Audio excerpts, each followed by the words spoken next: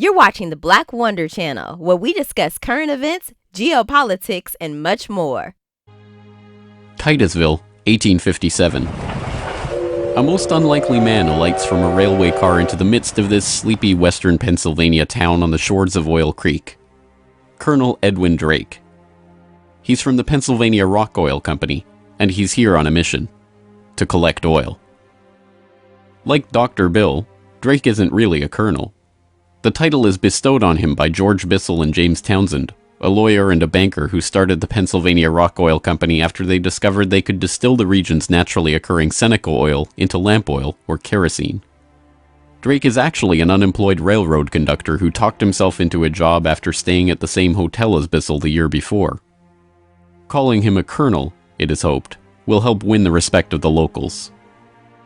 The locals think he's crazy anyway. Seneca oil is indeed plentiful, bubbling out of seeps and collecting in the creek, but other than as a cure-all medicine or grease for the local sawmill's machinery, it's hardly seen as something valuable. In fact, it can be a downright nuisance, contaminating brine wells that supply Pittsburgh's booming salt industry. Still, Drake has a task to complete: finding a way to collect enough oil to make the distillation of Seneca oil into lamp oil profitable. He tries everything he can think of.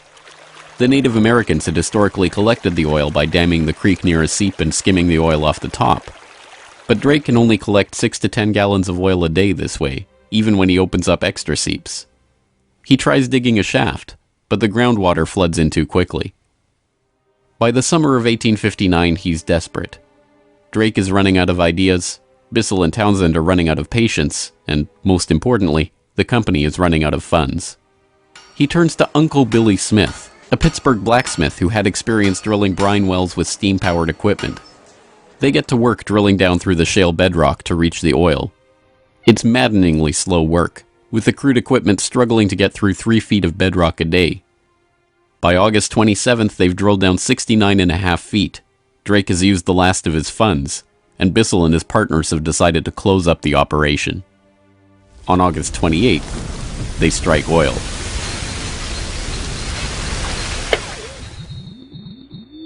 Then on Sunday, August 28, 1859, oil bubbled up the drive pipe. Uncle Billy and his son Sam bailed out several buckets of oil.